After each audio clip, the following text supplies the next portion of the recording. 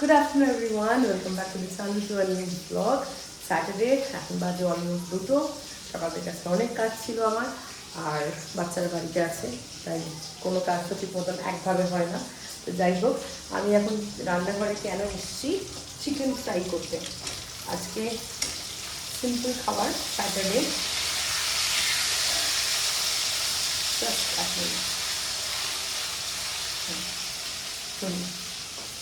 আজকে Saturday, simple খাবার। আমি এখানে চিকেন ফ্রাই করছি, যেটা ম্যারিনেট করা, আর এটা ওখানে ফ্রাই হচ্ছে। বাচ্চাদের জন্য মা বানিয়েছে চিকেন স্টু, আর এটা হচ্ছে ডাল। এই ডালটাকে এখানে এরা বলে পাপ্পু চালু, যেটা আমি খাই না। এখানকার ফ্লেভারের মতন মা ইয়ামি বানায়, শুধু যেহেতু আমার এখানের ফ্লেভার অতটা খাবার আমার পছন্দ না। তো ইডলি দোসা খাই ঠিক আছে, আদারওয়াইজ ডাল তরকারি খুব একটা আমি খাই না।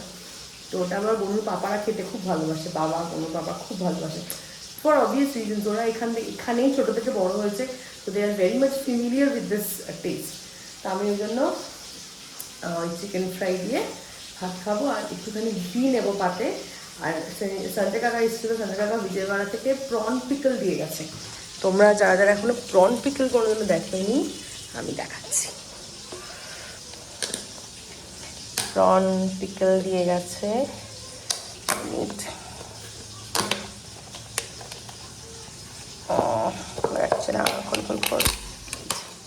This is the prawn pickle Vijayawada থেকে, যেটা কালকে আমি একটুখানি টেস্ট করেছিলাম, আর ইট ওয়াজ ভেরি টেস্টি।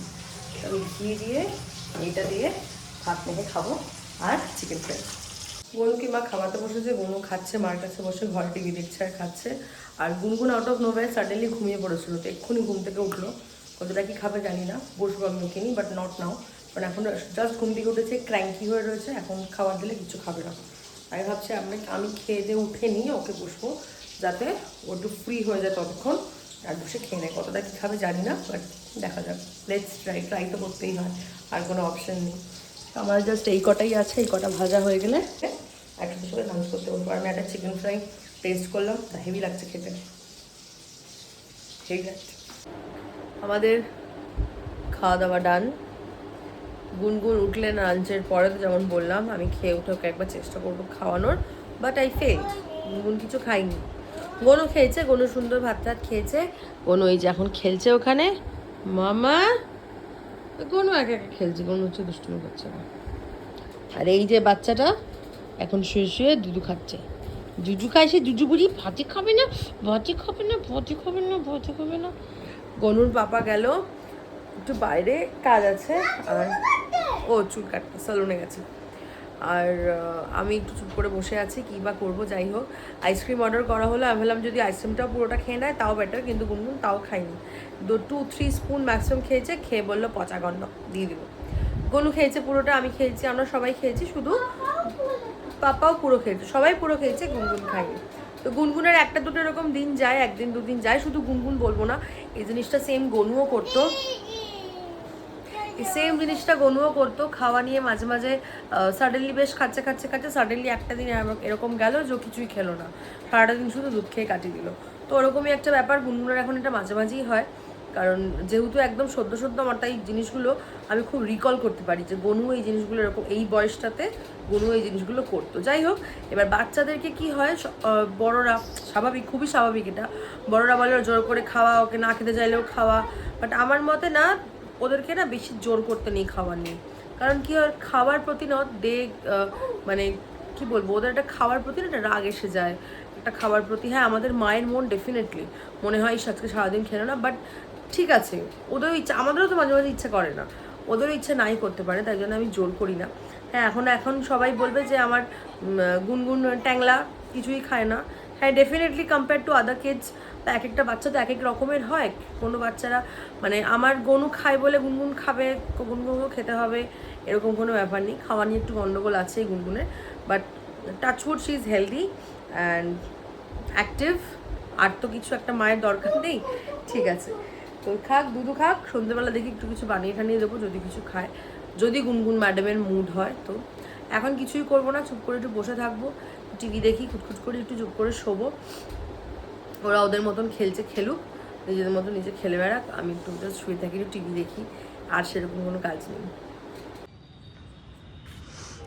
অনেক দিন পর ছাদে উঠলাম।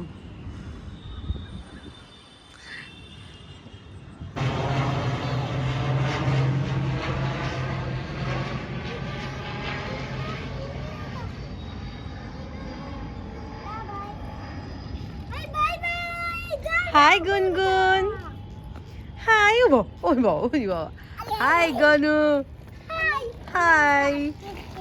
কি হচ্ছে? না জাম্প করবে না, আবার পড়ে যাবে কিন্তু। পা কেটে গেছিল মনে আছে? হ্যাঁ, একদম জাম্প করবে না। হ্যাঁ, এরকম হয়ে গেছিল। আজকে অনেক দিন পরে ছাদে উঠলাম। অ্যাজ ইউজুয়াল আমাদের ছাদের এই ভিউটা জাস্ট অ্যামেজিং। হাওয়া টাওয়া কিছু নেই, ভীষণ গরম, বাট একটু এলাম। ভীষণ বায়না করছে ওরা, আসলে ঘরের মধ্যে বসে রয়েছে তো কী বা করবে। গুনগুন তো তাও দুপুরবেলা একটুখানি ঘুমিয়ে নিয়েছে, দুপুরবেলা না সকালে, হ্যাঁ যাই হোক 12টা বেজে গেছিলো। ও বেশ একটা, এখন গুড মর্নিং না, এখন বলো গুড ইভিনিং। এখন গুড আফটারনুন না, এখন গুড ইভিনিং। তো কি বলছিলাম বেশ, হ্যাঁ গুনগুন তো বেশ ঘুমিয়ে নিল, গুনগুন ঘুমিয়ে নিয়ে চাঙ্গা হয়ে গেছে। আর গনুকে তো ঘুম পাড়ানো গেল না। গাড়িটা নিয়ে এসে গাড়িটা চালাও। কি নিয়েছো? আচ্ছা গাড়িটা নিয়ে এসো। তো গনু তো ঘুমোলো না, সেই জন্য ভীষণ বায়না করছিল, নাহলে জেদ করছে সব কিছুর জন্য। আর কি হয় বলো তো, এটা চাই ওটা চাই, জেদ করলে সঙ্গে সঙ্গে কাঁদছে দেখে দিয়ে দিলাম, সেটাতে না বাচ্চারা তো ভীষণ বুদ্ধিমান হয়। এই তো এখানে আরও আছে, ভীষণ এই যে ওইটা ওই টুকরো নিয়েছে, এরকম এখান থেকে একটা টুকরো নিয়েছে। তুই 1 2 দুটো নিয়ে নে। এই না বেবি, এখানে আছে যেটা, এটা চাই ওটা চাই, সঙ্গে সঙ্গে জেদ করলো, দিয়ে দিলাম। সেটা হলে কি হয়, ওদের না একটা অভ্যেস হয়ে যায়। ভীষণ বুদ্ধিমান তো বাচ্চারা, তুমি যেটা ভাববে তার 4 ডাবল ওরা হবে। ওরা হবে কি, এই তো এরকম করে কেঁদে নিয়ে জিনিসটা পেয়ে যাবো। যে কারণে আমি যতটা পারি ভুলিয়ে অ্যাভয়েড করতে চাই। এটা কালার নিয়ে দুজনে মারপিট করা শুরু করলো। চাই মানে চাই, সে তো কান্না কাটি, আর কালারটা আমি দিতে চাই না, কারণ দেয়ালে আঁকিবুকি কাটে। আমি জানি এটা ওদের বয়স, ওরা করবি, কিন্তু শিখতে হয়, যেটা করতে নেই। তো ওই জন্য কালারটা আমি নিয়ে নিয়েছি, আর কালারটা নিয়ে শুরু করলো বায়না, কান্নাকাটি। আমি এবার যদি আমি ডাইভার্ট না করি, ও ওটা কন্টিনিউ করে যাবে। ওই জন্য আমি নিয়ে দুজনকে ছাদে চলে এলাম, ভুলে গেল। তো এগুলো এক্সপিরিয়েন্সের সাথে গেন হচ্ছে। আমি আমার এই 4 বছরের মাতৃত্বতে আমি বলতে পারি যে আহামরি বিশাল কিছু হয়তো শিখিনি, কিন্তু বড়দের থেকে এইটুকু জিনিস শিখেছি যে আমরাও যেরকমভাবে বড় হয়েছি, যেরকমভাবে শিখে বড় হয়েছি, আমিও চাইবো আমার গনু আর গুনগুন ঠিক ওরকমভাবেই বড়টা হোক। অনেক জ্ঞান দিচ্ছি, আর জ্ঞান দেবো না। গনুর পাপা গেছিলো চালনে, চলে এসছে নিচে, অ্যাডজাস্ট ও ঢুকলো, আর আমরা ছাদে এলাম। আর ভালোই হলো, আমি একটুখানি হেঁটে যাই। আমিও সেই সকাল থেকে ঘরেই বসে রয়েছি। বাড়ি কলকাতা থাকলে তো টুকটাক এদিক ওদিক একটু ঘোরা যায়, আর যেটা আমার এখানে থাকলে হয় না মানে ঘোরা যায় না। আমার কোনো নিষেধাজ্ঞা নেই ওটাতে যে আমি বেরোতে পারবো না, বাড়ি থেকে কোথাও ঘুরতে যেতে পারবো না। বাট কি হয়, সত্যি কথা হয় না। মানে সারাটা দিন ওই কাজকর্ম, এইটা করা সেটা করার পরে না আর তখন এনার্জি থাকে না কোথাও বেরোনো, ওই জন্য কোথাও বেরোনো হয় না। আর আমার বিয়ে হয়েছে সব থেকে বড় একটা বোরিং মানুষের সাথে, যাকে কোথাও ঘুরতে নিয়ে যাওয়ার কথা বললে বলবে তুমি চলে যাও বাইক নিয়ে। হ্যাঁ খেল, এরমই উত্তর দেয়, তুমি চলে যাও না বাইকটা নিয়ে। তা আমি যদি চলেই যাই বাইকটা নিয়ে, তাহলে আমি আর ওকে বলবো কেন? যাই হোক, সবাই তো আর একরকম হয় না। ও এক রকমের, আমি এক রকমের।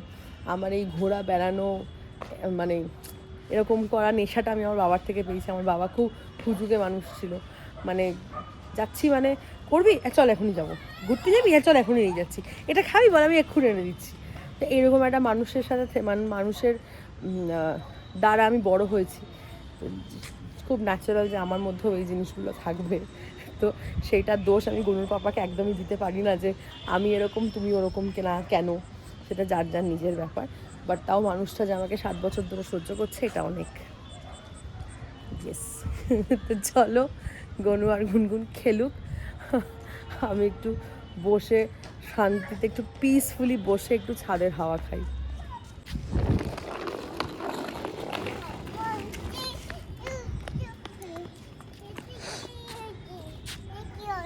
কি হয়েছে জানি না গো, কি হয়েছে, কি করে আমি বলবো কি হয়েছে। এরকম হ্যাঁ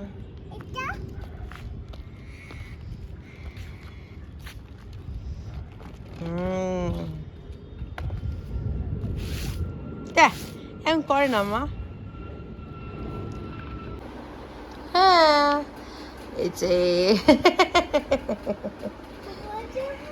গনু গুনগুনের ডিনার হয়ে গেছে। গনু আর গুনগুন এখন শুয়ে শুয়ে একটু টিভি দেখছে, একটু টিভি দেখতে দেখতে তারপরে ঘুম হবে, তাই তো?